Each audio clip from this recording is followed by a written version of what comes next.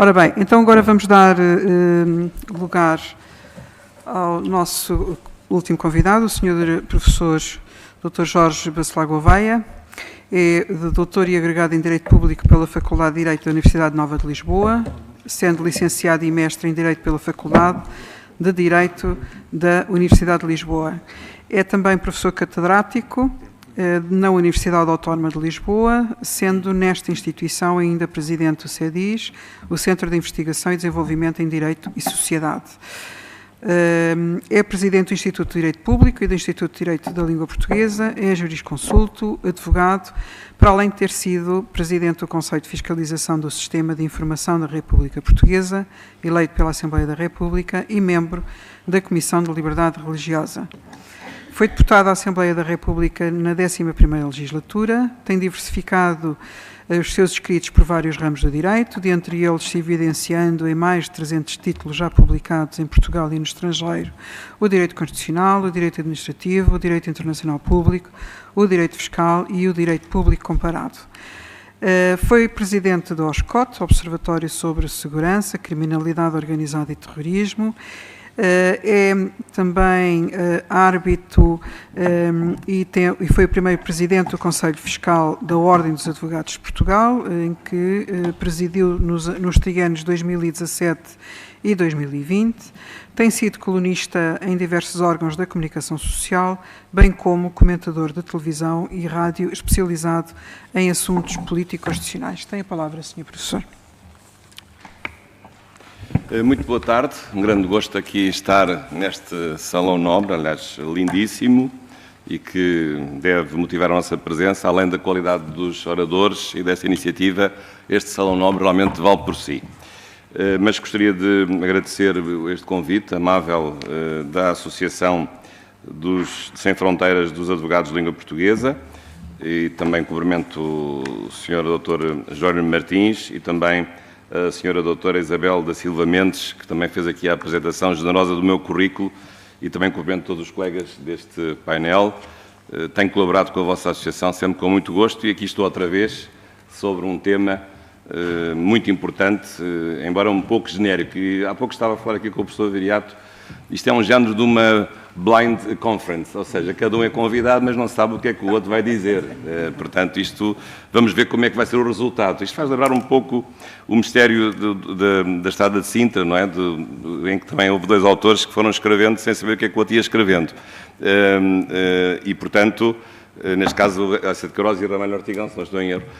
E, portanto, aqui é um pouco desse género.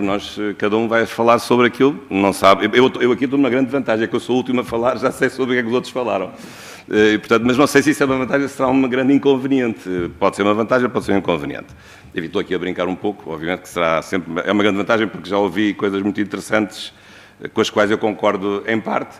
E isso também me motiva também para dar aqui o meu testemunho e a minha opinião sobre este tema um pouco genérico. Eu vou falar mais da parte jurídica, não me levem a mal, e sobretudo da parte do direito internacional. Talvez alguns me conheçam mais como constitucionalista, mas também tenho dedicado muitas horas e muitos dias da minha vida profissional ao direito internacional público.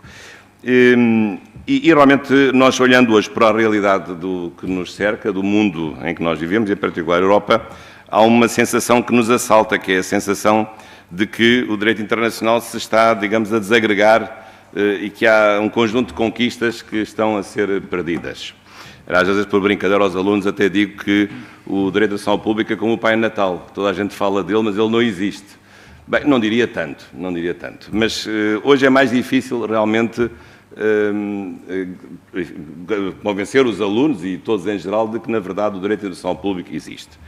Eu acho que ele existe, por natureza, tem uma estrutura mais frágil, porque não é um direito estadual, é um direito interestadual, e há, de facto, hoje novos riscos, acho que muitos deles já foram aqui referidos pelos meus colegas que antecederam, e em relação aos quais devemos estar atentos.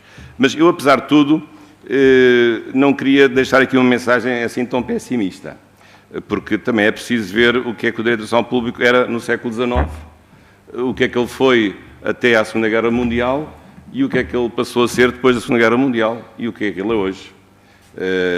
Nós, até a Segunda Guerra Mundial, nós não tínhamos direitos humanos. O direito internacional não se ocupava de direitos humanos.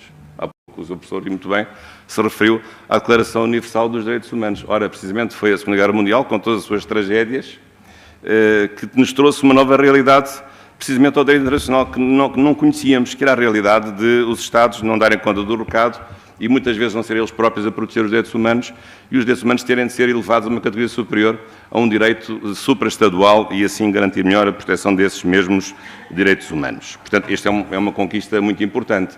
Assim como outra conquista muito importante foi a queda do Muro de Berlim e a extinção da União Soviética e do comunismo da União Soviética, dita democracia popular, que nem era popular nem era democracia, como sabemos. E, portanto, é preciso também termos aqui cuidado com o sentido das palavras, porque a democracia, enfim, tem uma origem, enfim, nós sabemos do grego, não é? O poder do povo, é assim que eu ensino aos alunos, portanto, é o poder do povo, demos, kratos, e, portanto, a democracia é um conceito, para mim, não é ambivalente, é apenas, só tem uma dimensão, é o povo que manda. O povo na sua totalidade. Também a ditadura de proletariado não é nenhuma democracia, precisamente é apenas a ditadura, como o próprio nome indica, e de uma parte do povo que é o proletariado.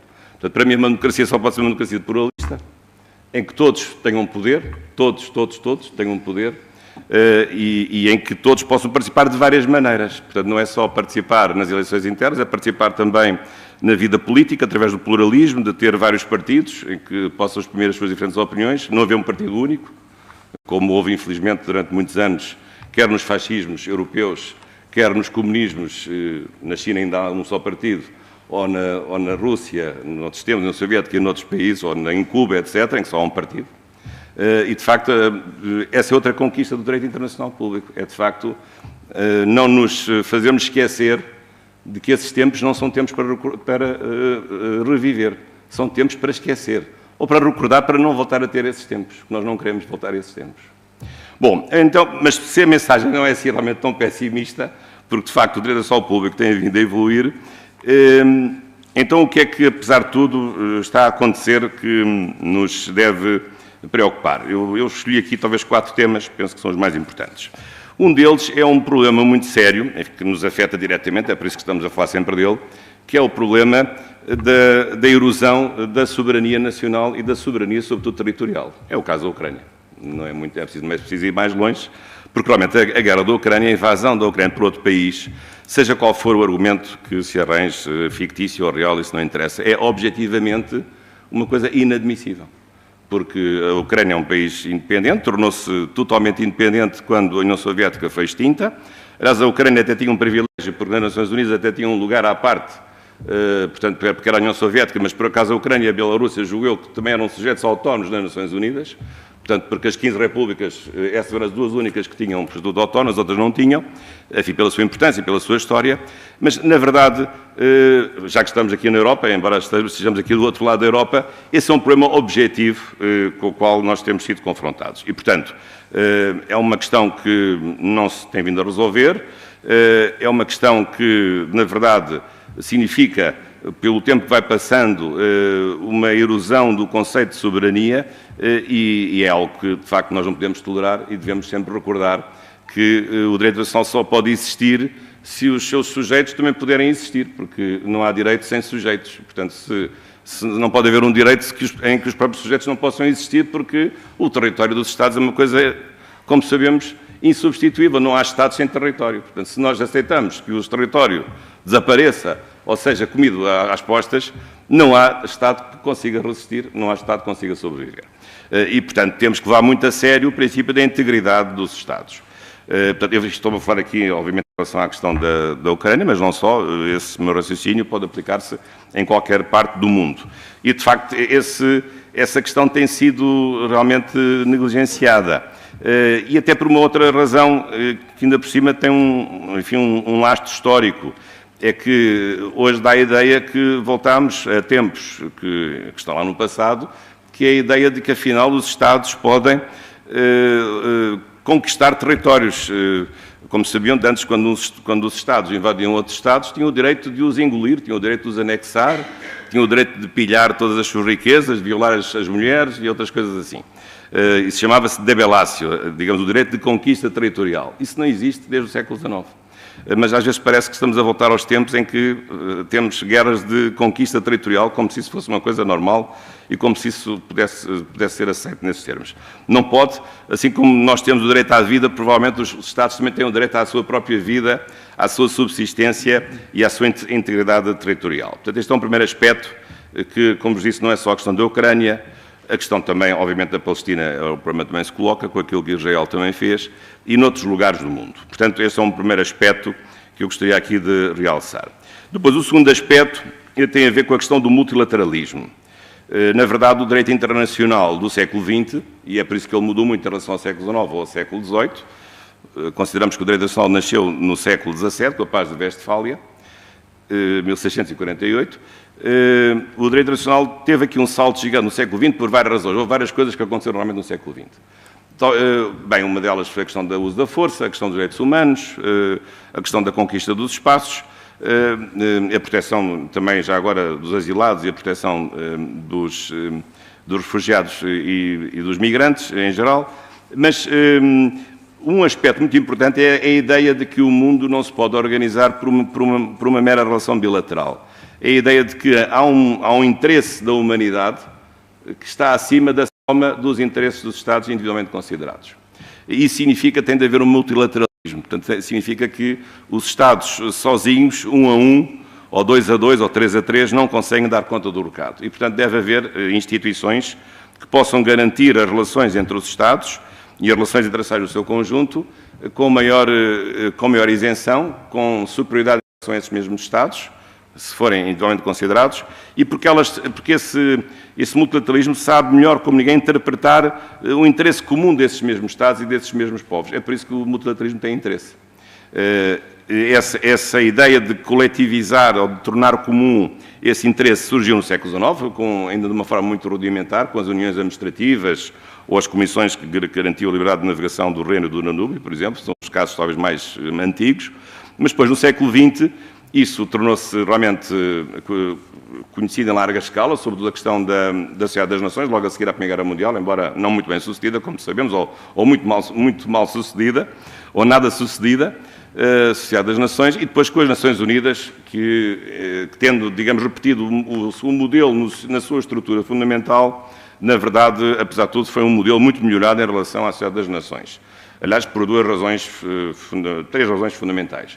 Porque as Nações Unidas não são apenas uma mera organização política, uma organização que pretende também desenvolver a cooperação e a economia dos Estados e os próprios direitos humanos, portanto não é apenas um mero fórum de concertação entre os Estados, e por outro lado ter um sistema de proibição do uso da força que fosse um sistema verdadeiramente efetivo, porque no caso da Sociedade das Nações o uso da força não estava proibido, era apenas garantido um pré-aviso de 3 meses, assim como as greves têm um pré-aviso, também na guerra, segundo o Pacto da Sociedade das Nações, havia um pré-aviso de 3 meses, como imaginam, é uma coisa um bocadinho estranha de compreender e, sobretudo, de garantir.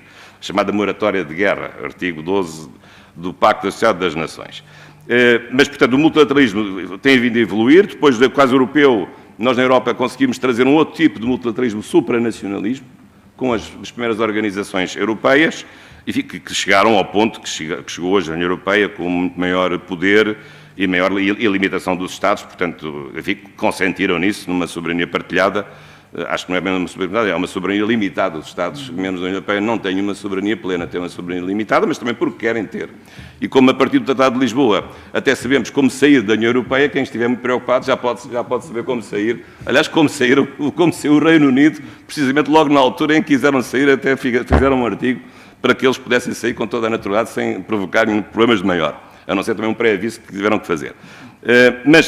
Portanto, a questão do multilateralismo é uma questão muito importante porque tem valor em si e o que nós temos vindo a assistir é precisamente a várias iniciativas, já se falou aqui muitas vezes do Presidente Trump e de outros líderes, mas realmente o que se tem vindo a assistir é uma lateralização dos mecanismos de multilateralismo que existem no mundo e, sobretudo, no caso das Nações Unidas. Aliás, o caso mais gritante foi a paz que se conseguiu para Gaza, em que as Nações Unidas estiveram totalmente aliadas. Aliás, o Presidente Trump teve aquela intervenção na Assembleia Geral das Nações Unidas, lamentando-se que não lhe tinham telefonado por ele ter acabado não lhe tinham telefonado para agradecer que ele tivesse acabado com 7 guerras, Não sei se lhe telefonaram para agradecer que eu tivesse acabado também com a guerra na faixa de Gaza. Tenho as minhas dúvidas que o engenheiro Guterres lhe tivesse telefonado. Aliás, ele não estava na cerimónia de Sharm el-Sheikh quando foi feita julgo que não estava lá. Estava? Então corrijo. Mas, portanto, obviamente que as Nações Unidas estavam totalmente lateralizadas desse processo, apareceram no fim na fotografia, mas certamente que não tiveram papel essencial, alguma coisa vão ter com certeza, mas não tiveram papel essencial nessa paz. Não estou a dizer que isto seja uma coisa... Claro que isto para a presença norte-americana, isto foi uma coisa muito boa, como é evidente. De facto, acho que é preciso reconhecer objetivamente que foi bom para ele e foi bom para todos, sobretudo para aqueles que deixaram de morrer ou deixaram de estar, digamos, sequestrados por parte do Hamas, já agora. Alguns foram devolvidos já em cadáver, infelizmente não foram devolvidos com vida. E todos os outros que têm sido massacrados também, enfim, os palestinianos também na faixa de Gaza. Portanto, foi bom para todos, mas objetivamente que isto teria sido melhor se tivesse sido feito por canais próprios das Nações Unidas, mas na verdade também as Nações Unidas muitas vezes oferecem o flanco. Lembramos os funcionários das Nações Unidas que afinal estavam na faixa de Gaza e que faziam o jogo terrorista do Hamas, por exemplo, vários funcionários que foram apanhados nessas circunstâncias, não podemos esquecer isso. E às vezes as Nações Unidas também têm as suas próprias fragilidades, têm discursos muitas vezes que não são neutrais, são discursos de facção e isso obviamente também não contribui para o prestígio das Nações Unidas. E portanto penso que o que nós estamos agora a assistir é um processo de lateralização das Nações Unidas e de certos mecanismos de multilateralismo. Isso também sucedeu um pouco na União Europeia em relação à Ucrânia, porque Trump, quem recebeu, não foi propriamente todos os chefes de Estado e de Governo da União Europeia, mas apenas recebeu alguns.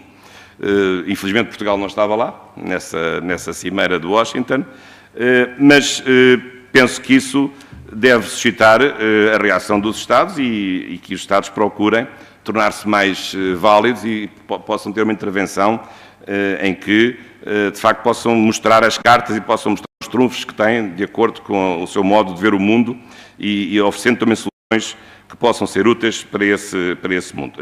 Diz-se muito que a Europa tem vindo a decair, a perder realmente a sua capacidade. É verdade, em parte, mas isso é inevitável. Digamos que a globalização é sempre inevitável. Se é sempre inevitável, enfim, quem está à mesa, se a pessoa faz o jantar para 5 pessoas, se aparecem mais 5 convidados, o jantar não, é menos para os 5, agora já são 10, não é? Isto é assim que se vê, estas coisas são lógicas. Portanto, num mundo global em que entra também a China e entram novos interlocutores, os BRICS e o diálogo Sul-Sul, é evidente que, digamos, as coisas tornam-se mais difíceis, porque quem lá estava já, agora passa a estar com mais companheiros, já não está tão sozinho como estava antes. Mas, portanto, isso é uma questão que Portugal deve procurar, garantir essa presença. Acho que não tem feito muito por isso. Também se diz que Portugal não tem uma política externa, se calhar até é capaz de ser verdade. Mas eu lamento muito, enfim, referiu-se aqui várias vezes os países africanos e a língua portuguesa. Eu, por razões profissionais, tenho muitas ligações aos países de língua portuguesa, na área do ensino do direito, e ando por lá sozinho, a verdade é essa. E penso que os outros colegas também andam. Porque a CPLP não serve para coisa nenhuma. A CPLP não serve para... Vou-vos dar só um exemplo. Eu, agora, em Angola e Moçambique, aqui há 15 anos, há 10 anos, eu publiquei um manual de Direito Constitucional de Angola e de Moçambique. Há 15 anos. Perdão, 10 anos. Um em 2014, outro em 2015. Agora, este ano, é o ano dos 50 anos destes dois países, a independência destes dois países, 25 de junho de 75 Moçambique, 11 de novembro de Angola, e entendi, e tinha algum tempo, fazer uma nova edição, porque alguma legislação mudou, não muito, as constituições continuaram as mesmas, mas eu dirigi cartas, nem queiram saber a quantas instituições. A UCLA, é uma iniciativa muito importante, cartas para financiar a reedição do livro, que são cerca de 8 mil euros, é só isso. A UCLA diz que é uma matéria muito interessante, mas não temos dinheiro. Depois, a CPLP nem sequer respondeu. Mandei uma carta ao Instituto de Internacional de Língua Portuguesa, também nem sequer respondeu. Portanto, esta é que é a CPLP. Portanto, a CPLP não tem 8 mil euros para custear a publicação de um livro, de um português, sobre o direito constitucional, um de Angola, outro de Moçambique, para oferecer lá 2 mil exemplares de cada um dos dois livros, para oferecer lá aos alunos, lá, enfim, em cerimónias, a oferecer aos alunos, como eu queria fazer, não sei se vou conseguir. Não tem dinheiro, nem responde. Portanto, as cartas foram enviadas há 5 meses. Portanto, esta que é a CPLP que eu conheço. Então, me enganei-me no e-mail que escrevi, se calhar, ou enganei-me no número da porta. Mas acho que a CPLP tem ali o Palácio ali de São Mamed, ali ao Caldas. Eu acho que ainda sei onde é que é. que é recente, mas é ali. Portanto, é esta CPLP que nós temos. Não tem qualquer utilidade do ponto de vista educativo, não apoia coisa nenhuma. Portanto, isto é apenas aqui uma parte, não é ver mal aqui um aspecto mais pessoal, um pouco irritado que eu fiquei bastante, devo dizer. Não porque eu não ia ganhar nada com isso, mas realmente acho que é um pouco triste que a CPLP não financie uma atividade que é educativa, não é fazer uma fábrica, e que se fosse, não é uma atividade lucrativa, e que também que se fosse, não é próprio de muito dinheiro, mas é capaz de gastar não sei quantos milhões em festas e em concursos, e em placares, e em coisas assim que não têm qualquer utilidade social. Mas é assim que nós estamos. Depois, o terceiro tema, agora avançando, e isto em relação à questão do multilateralismo, claro que é evidente que Portugal tem que ter aqui uma política própria, nunca pode deixar de ter. Eu diria que a política que Portugal tem, além da política europeia, que é, apesar de tudo, relevante, porque também não somos assim tão poucos, não somos assim tão insignificantes na União Europeia, mas tem que ter uma política, obviamente, com os países de língua portuguesa, é evidente. Aliás, noutra área muito importante, em que se mostra bem que nós não fazemos nada, é a questão da língua portuguesa. Já agora, o livro que eu estou a acabar de escrever, o outro, vai ser sobre o direito da língua. Também vou dizer umas verdades nessa matéria. E aí é outra desgraça. O que é que Portugal conseguiu até agora fazer para garantir que a língua portuguesa fosse uma língua oficial das Nações Unidas? Que são 6 línguas. O português é a língua mais falada do Hemisfério Sul. É a 6ª língua mais falada do mundo. E Portugal e o Brasil não conseguem que a língua portuguesa seja a língua oficial das Nações Unidas, que têm línguas que são muito menos faladas do que nós, à frente da língua portuguesa. Mas que raio? Tem o russo é uma língua oficial das Nações Unidas, o russo é mais falado do que o português? Claro que não é. Bem, a não ser que se contássemos com antigas influências, aí é capaz de todo mundo comunista sabia o russo, de facto, isso é verdade. Mas hoje não é certamente assim. E, portanto, não somos capazes de lutar para ter o português como língua oficial. E temos lá agora um secretário-geral que está a terminar o 2º mandato. O que é que ele fez para que a língua portuguesa pudesse ser uma língua oficial das Nações Unidas? Fez alguma coisa? Ainda pensei, antes de terminar o livro, escrever-lhe uma carta para perguntar, que é para depois pôr lá a resposta que ele não deverá dar, certamente, ou a resposta que ele der, não sei qual é que vai ser. Já agora, o que é que ele tem a dizer, o engenheiro António Guterres, pessoa que eu estimo, mas o que é que ele tem a dizer, o que é que ele fez para que o português fosse uma língua oficial das Nações Unidas? Não fez nada. Que eu saiba, não fez nada. Eu não posso estar enganado, mas até pode ter feito muito, mas eu não vi nada. Como eu não tenho poderes para ver aquilo que não existe, os anjos é que têm, eu não tenho, e, portanto, eu não vejo realmente nada, mas posso estar enganado. Mas isto em relação realmente à questão do multilateralismo e agora à questão da língua portuguesa, que é uma questão importante, porque depois a língua não é só a língua traz muita coisa por si própria, não é? Traz toda uma cultura própria, que não é, claro que a cultura não é só portuguesa, uma cultura também de cada um dos países, a cultura brasileira é muito diferente da cultura portuguesa, e todos os Estados, língua portuguesa. Bom, mas o terceiro tema, para não vos atrasar, tem a ver com a questão do uso da força. Também que é uma questão importante e em que, de facto, parece que estamos a assistir realmente a uma regressão, porque são muitos os conflitos hoje, não sei quantos, há registros sobre isso, conflitos locais. Infelizmente, nós chegámos a um conflito mundial, porque quando chegarmos lá também será o último e definitivo, porque quando houver uma terceira guerra mundial, certamente que a Terra vai desaparecer, tal como a conhecemos hoje. Mas aqui, de facto, o direito internacional também nos trouxe, tem uma história muito bonita do século XX, da progressiva limitação do uso da força. Até ao século XIX, o uso da força era uma coisa legítima. Aliás, o Estado não podia ser Estado se não tivesse jus belli. Mas isso no século XX acabou. Não só essa questão que eu vos referi do Pacto do Estado das Nações, o Pacto de Rien-Kellogg, também um pacto muito importante de 1928, e depois a própria Carta das Nações Unidas com o sistema de a regra ser a autorização do Conselho de Segurança e depois ter a exceção do artigo 51 da legítima defesa. Mas, na verdade, claro que tem havido um conjunto depois de reinterpretações da legítima defesa, sobretudo a questão que os Estados Unidos usaram para justificar a Segunda Guerra do Golfo, a chamada legítima defesa preventiva ou a legítima defesa preventiva. Num certo sentido, é verdade que a legítima defesa tem que ser preventiva, é verdade, mas não tão preventiva assim, no sentido de querer invadir um país dizendo que havia lá armas de destruição maciça quando elas nem sequer existiam. Ou então dizendo que eles não têm hoje, mas vão ter daqui a 20 anos, portanto vamos invadir hoje. Isso também não. Isso é capaz de ser um raciocínio demasiado extenso ou extensível daquilo que é a legítima defesa preventiva. Mas, de facto, há questões depois novas mais complexas, porque hoje a questão do armamento porque a legítima defesa só funciona em função do ataque armado, que é um conceito que foi definido em 1974, sete modalidades de ataque armado, por uma resolução da Assembleia Geral das Nações Unidas, em 1964, e hoje, de facto, há muitos outros fenómenos que podem configurar com gravidade equiparada ou até superior ataques armados que não estão nessa resolução, nem nunca mais a Assembleia Geral vai uma vez se pôr de acordo sobre o que é que são os novos conceitos de ataque armado, sobre a questão da ciberguerra e da ciberdefesa, das guerras híbridas, e muitas vezes também questões de ordem pública que se tornam também questões internacionais, questão da pirataria marítima e também pirataria informática, criminalidade violenta e organizada, e tudo isso também acaba por ser uma repercussão nas novas ameaças à segurança internacional. E, portanto, também aqui há todo um caminho que tem sido trilhado, bem e mal, apesar de tudo, o terrorismo é talvez a área em que as coisas têm corrido melhor, porque as Nações Unidas assumiram essa despesa de lutar contra o terrorismo, tem umas listas de terroristas, e os países têm colaborado, de facto, em grande escala na prevenção do próprio terrorismo, que, enfim, nós temos a ideia da Al-Qaeda como sendo a grande organização, mas infelizmente, até há uns anos esta parte não era Al-Qaeda.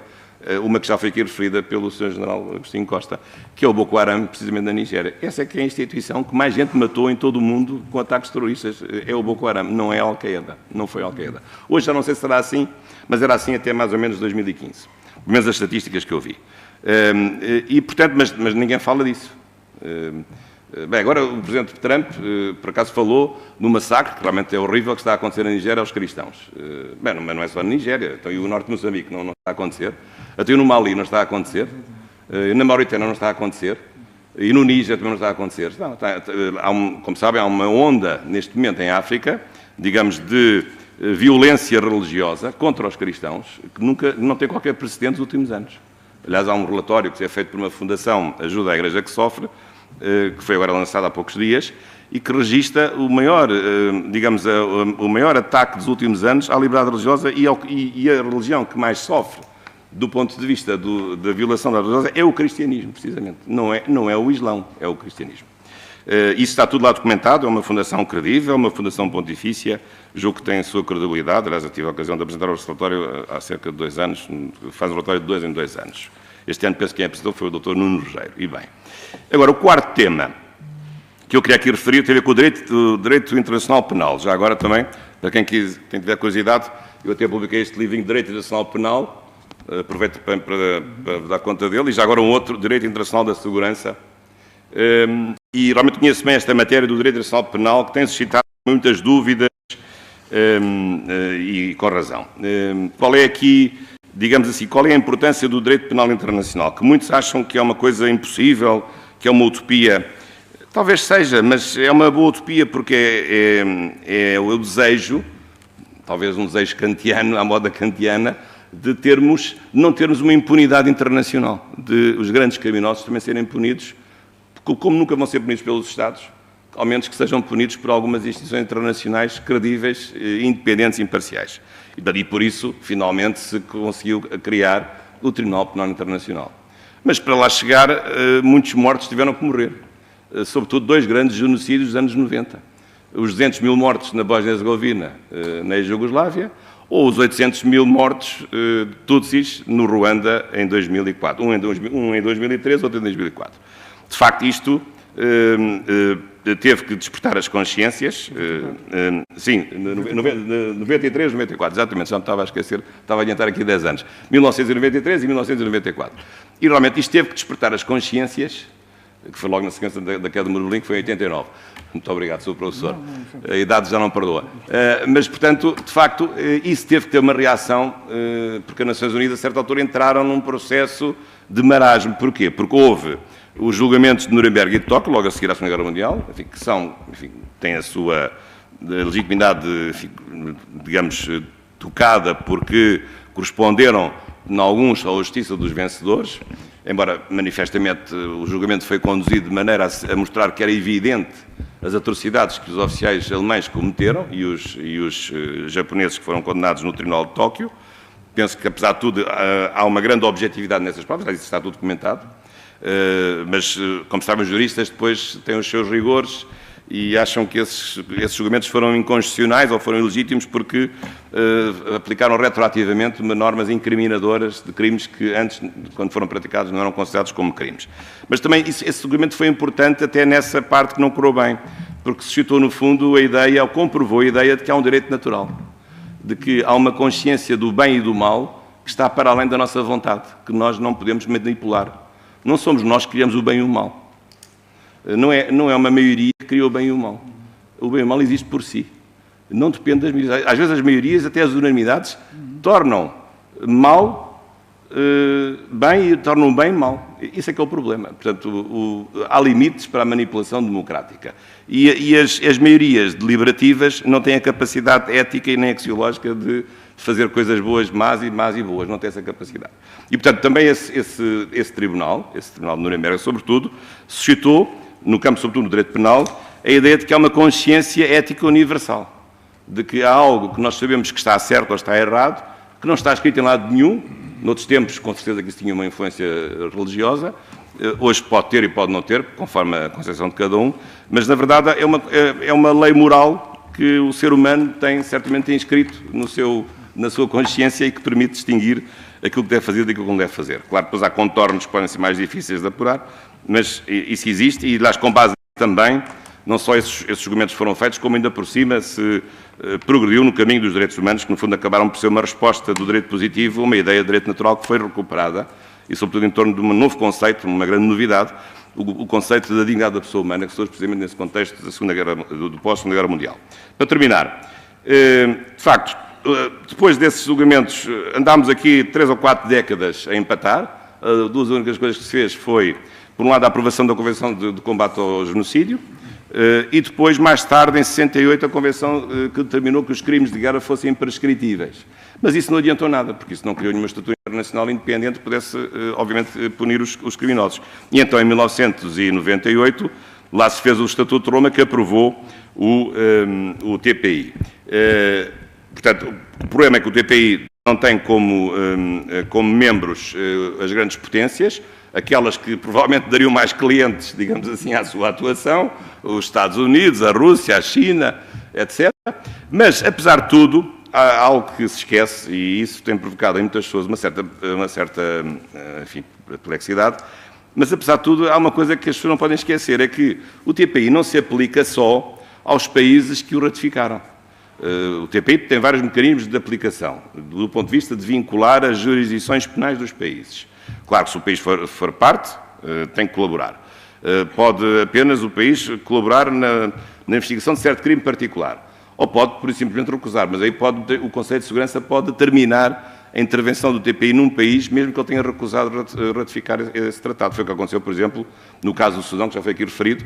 O Sudão teve um senhor, o presidente Bashir, que teve um mandato de captura, e acho que ainda tem, não sei se ele já morreu, um mandato de captura internacional pelos crimes que ele cometeu enquanto foi presidente do Sudão. E, aliás, uma vez foi uma cimeira na África do Sul e, por pouco, não era apanhado, conseguiu fugir por um aeroporto militar.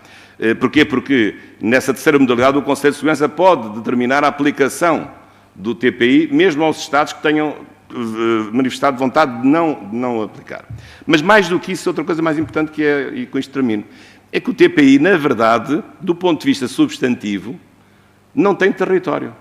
A jurisdição do TPI é uma jurisdição universal. O TPI considera-se competente para julgar e portanto, considera-se competente, antes disso, para considerar crime todos os crimes que ele enuncia, portanto, crime de genocídio, no fundo, é um dos crimes contra a humanidade, os crimes de guerra e o crime de agressão, independentemente do lugar onde eles sejam cometidos.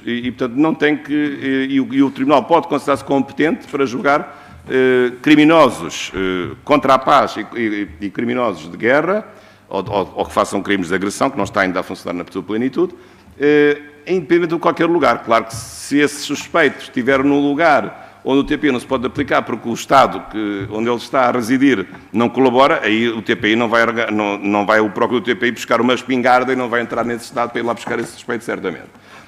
Mas é isso que justifica precisamente os mandatos de captura internacional que o TPI emitiu em relação a várias personalidades, penso que a Benjamin Netanyahu, ao próprio Presidente Putin, etc. E, portanto, isso não tem que espantar ninguém, porque isso juridicamente está certo. Porque a jurisdição do TPI não tem território. digamos que são crimes que, sendo praticados em qualquer lugar, estão sob a alçada do TPI, se forem considerados como crimes, obviamente, crimes de genocídio ou crimes contra a humanidade ou crimes de guerra, que é essa a interpretação do procurador do TPI, que podemos também discordar dela, não sei em pormenor, penso que essa é a interpretação que ele faz.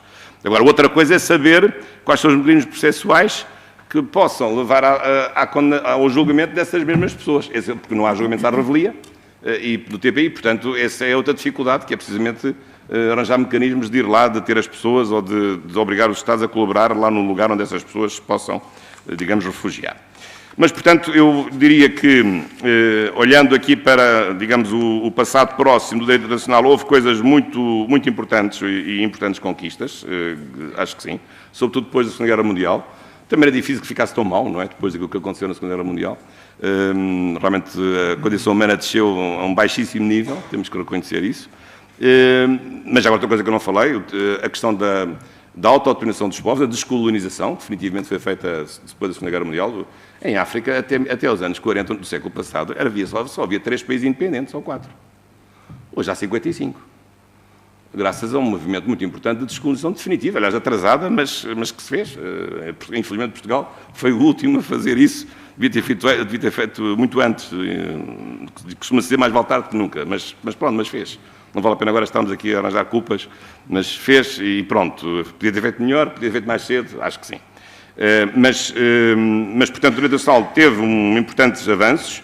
É verdade que agora está a enfrentar novas dificuldades, mas que eu acho que não nos devem, de modo algum, entristecer ou esmorecer o nosso entusiasmo, porque se o direito internacional já deu provas que podia ter ido tão longe, porque é que não há de acontecer o mesmo daqui nas próximas décadas? Temos que ter paciência e temos que lutar pelos ideais que o direito internacional contém. É nisso que eu acredito. Muito obrigado. Obrigada.